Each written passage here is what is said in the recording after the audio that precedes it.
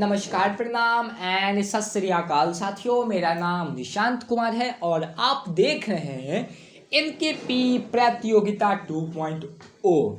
तो आज हम नया सामान्य ज्ञान प्रश्न लेकर के आए हैं। तो आज का जो सामान्य ज्ञान है वो भारत और आसपास पड़ोसी देश से संबंधित इनका सामान्य ज्ञान होगा। तो आज का सामान्य ज्ञान का जो पहला प्रश्न है वो आपके स्क्रीन पर कुछ इस प्रकार रहा।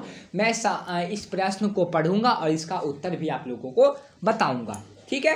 तो पहला प्रश्न क्या है, भारत का पहला भारतीय गवर्नर जनरल कौन था? तो सी राजगोपालाचारी जो थे वो भारत के पहले गवर्नर थे, ठीक है। तो भारत और पाकिस्तान विभाजन के लिए किस योजना का सहारा लिया गया था? तो माउंटबेटन योजना का सहारा लिया गया था। भारत की सागरीय मार्ग की खोज कौन किए थे? तो वास्को डी गामा भारत की सागरीय मार्ग का खोज किए थे, जिसको सागर द्वारा जाया जाता है। पहले उतना विकसित नहीं था। विकसित कब हुआ? भौगोलिक खोज में यह सब चीज़ विकसित हुआ, ठीक है। क्या हुआ? भौगोलिक खोज में ये सब विकसित हुआ। तो भारत के क्षेत्र क्रांति के जनक किसे कहा जाता है? तो भारत के क्षेत्र क्रांति के जनक जो है ब्राजील कुरियर को कहा जाता है, ठीक है। भारत के ऐसे राज्य का नाम बताएं जहां पर चाय उत्पादन सबसे ज़्यादा होता है। सबसे ज़्यादा कहाँ होता है? तो असम में सबसे ज़्यादा चाय उत्पादन होता है, ठीक है। सबसे अधिक ठंड भारत के किस राज्य पर पड़ती है? तो लेह इसका सही उत्तर हो जाएगा। क्या हो जाएगा? लेह इसका सही उत्तर हो जाएगा। तो किस शहर में भारत का जंतर मंतर स्थित है? तो दिल्ली इसका सही उत्तर हो जाएगा। दिल्ली इसका सही उत्तर हो जाएगा, ठीक है। चावल का सबसे अधिक उत्पादन भारत की किस राज्य में किया जाता है? तो पश्चिमी बंगाल इसका सही उत्तर हो जाएगा। पश्चिमी बंगाल इसका सही उत्तर हो जाएगा, ठीक है। आगे बढ़ते हैं, अगले प्रश्न की ओर प्रस्थान करते हैं। तो सबसे महंगा शहर भारत का कौन सा है? नाम बताएं। तो इसका सबसे सही उत्तर हो जाएगा Mumbai is the right answer. Mumbai जो है सबसे महंगा शहर के नाम से भी जाना जाता है, ठीक है। भारत में हरित क्रांति के जन्मदाता किसे कहा जाता है? उनका नाम बताएं। तो क्या है? MS. Swaminathan. MS. Swaminathan is the right answer. आगे बढ़ते हैं अगले प्रश्न की ओर। तो सबसे लंबी सड़क भारत की कौन सी है? नाम बताएं। तो जीटी रोड जीटी रोड जो है इसका सही उत्तर हो जाएगा, ठीक है। भारत के राष्ट्रीय पक्षी का नाम क्या है? तो मोर इसका सही उत्तर हो जाएगा।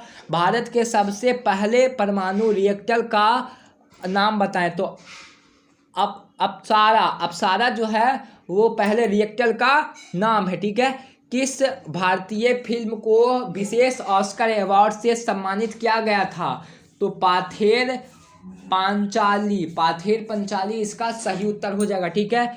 भारत रत्न सबसे पहले किस भारतीय को मिला था?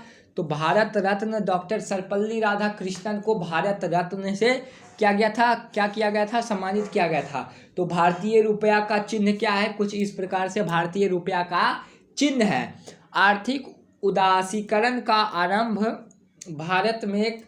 भारत में कब हुआ? तो औद्योगिक लाइसेंस नीति में वास्तविक बदलाव के साथ हुआ था, ठीक है। वास्तविक बदलाव के साथ हुआ था। जनसंख्या का घनत्व भारत में किस राज्य में इसमें सबसे अधिक है? तो बिहार इसका सही उत्तर हो जाएगा। क्या होगा? बिहार इसका सही उत्तर हो जाएगा। अब बढ़ते हैं अगले प्रश्न की ओर। तो अगला प्रश्न हम लोग का क्या कहता है? कौन सा राज्य भारत के सबसे अधिक राज्यों की सीमाओं को स्पर्श करती है? तो उत्तर प्रदेश इसका सही उत्तर हो जाएगा। तो सबसे ऊंची चोटी भारत में कौन सी है? तो के12 सबसे ऊंची चोटी भारत में मानी जाती है, ठीक है। अब अगले प्रश्न की ओर प्रस्थान करते हैं। तो किस उत्पादन के कारण भारत आत्मनिर्भर है? तो लोहा का उत्पादन, आयरन लोहा का उत्पादन जो होता है वो उसी के कारण भारत आत्मनिर्भर है, ठीक है। लाइसेंस प्राप्त करने की आयु भारत में क्या है? तो 18 वर्ष है भारत में, ठीक है।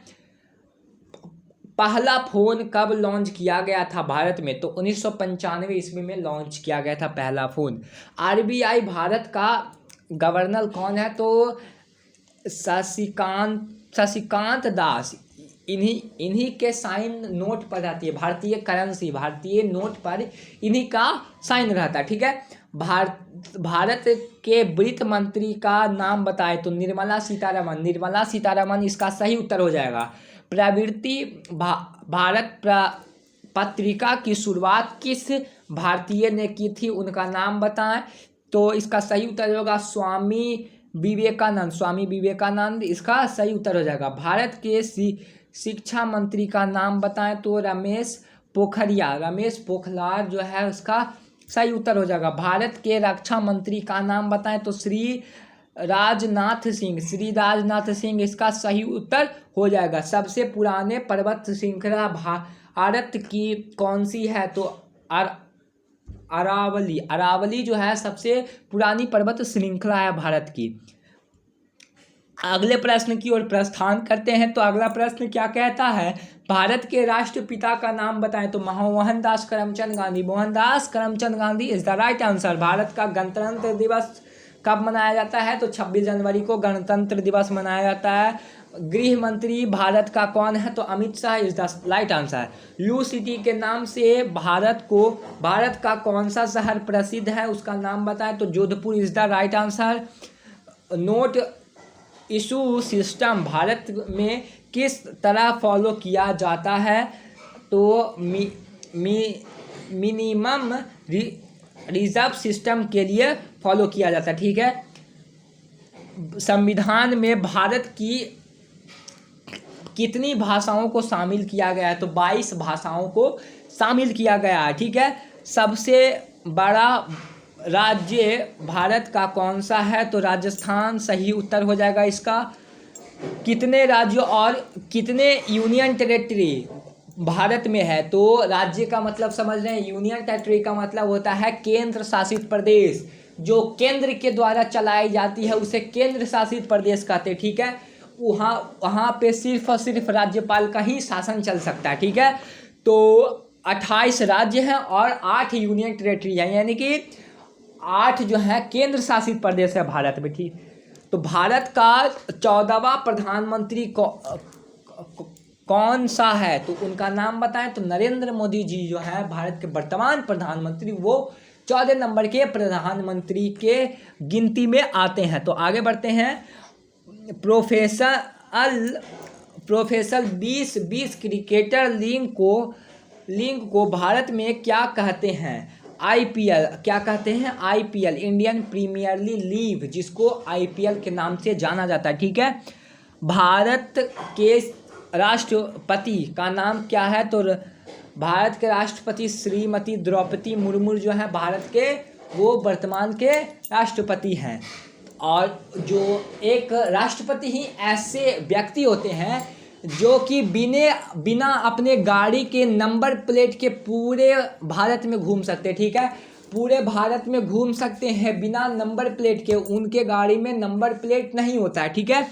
तो सबसे छोटा राज्य भारत का कौन सा है? नाम बताएं तो गोवा सबसे छोटा राज्य है। और ये जो छोटे छोटे राज्य होते हैं वो सिर्फ घूमने के लिए ही यह राज्य है। क्या है? वे घूमने के लिए ही राज्य हैं। जो बड़े बड़े शहर होते हैं उसमें जनसंख्या अधिक रहती है और छोटे शहर में कम रहती है, इसीलिए उसे घूमने का शहर भी कहा जाता है। गोवा को भी कहा जाता है। ठीक है। प्रधानमंत्री के ओहदे को भारत में क्या माना जाता है? तो कार्यकारी प्रमुख माना जाता है।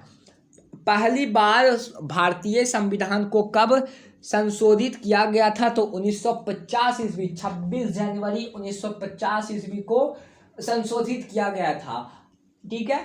और आपके मन में ना एक प्रश्न उठ रहा होगा कि संविधान जो है, संविधान एक साल पहले बन के तैयार हो गया, तो 1950 को 26 जनवरी को क्यों लागू हुआ?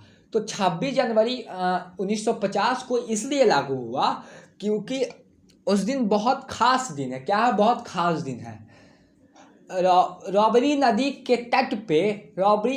तट पे पंडित जवाहरलाल नेहरू 26 जनवरी को ही 26 जनवरी दिनांक को ही अपने स्वराज्य की घोषणा किए थे, इसीलिए शुभ दिन को रखा गया। ठीक है, तो भारत को किस जोन में रखा जाता है उनका नाम बताए तो समय जोन 1 में भारत को रखा जाता है। अब है ईस्ट इंडिया कंपनी का पहला भारत का गवर्नर कौन था, तो बार्नेल हॉकिंस जो थे वो पहले गवर्नर थे। भारत में सबसे पहले किस यूरोपियन ने अपना व्यापार फैलाया था, उनका नाम बताएं तो पुर्तगाल। तो वास्को डी गामा जो थे वो पुर्तगाल के ही थे और भारत का खोज उन्होंने ही किया, इसीलिए सबसे पहले वो व्यापार शुरू किए। ठीक है, या कोई अलग कंट्री वाले अगर खोज करते तो सबसे पहले वो शुरुआत करते, लेकिन पुर्तगाल वाले ही शुरू किए। अब आगे बढ़ते हैं तो अगले प्रश्न की ओर प्रस्थान करते हैं। तो अगले प्रश्न क्या है, किस देशांतर से भारत का समय मानक लिया जाता है, तो कुछ इस प्रकार से देशांतर दिया हुआ है, तो इसको ना आप लोग अच्छे से पढ़ लीजिएगा। ठीक है, किस स्थान से भारत का मानक समय लिया जाता है, तो नैनी जो है वहाँ से भारत का वो समय मानक लिया जाता है। तो ग्रीनविच मानक समय भारत के मानक समय से कितना अंतर है, तो 5 घंटा 30 मिनट। 5 घंटा बहुत लंबा घंटा होता है। ठीक है, तो सबसे पूर्वी व पश्चिमी राज्यों में भारत के कितनी बार विचलित होती है, तो 4 बार विचलित होती है। तो इसी के साथ 50 सामान्य ज्ञान का सिलसिला यूं ही खत्म हो गया कि हम लोगों को पता भी नहीं चला। और अगर आपको यह वीडियो पसंद आता है तो इस वीडियो को लाइक करें, सब्सक्राइब करें और ज़्यादा से ज़्यादा इस वीडियो को शेयर करें। मिलते हैं अगले वीडियो में, तब तक के लिए बाय बाय, टाटा। और हमारी रोज 7:30 बजे के लमसम में लाइव क्लास होती है जनरल नॉलेज की। अगर आप जनरल नॉलेज में कमज़ोर हैं तो इस वीडियो को आप लोग जरूर देखिएगा, और गारंटी के साथ आपको बताते हैं कि आपको कंपटीशन एग्जाम की इतनी अच्छी तैयारी करवा देंगे कि आपको कहीं भी कोचिंग इंस्टीट्यूट में जाने की आवश्यकता नहीं होगी। सिर्फ और सिर्फ जनरल नॉलेज की तैयारी करवाई जाएगी इसमें, बाकी आपको खुद से पढ़ना होगा। ठीक है, मिलते हैं अगले वीडियो में, तब तक के लिए bye bye, tata, see you.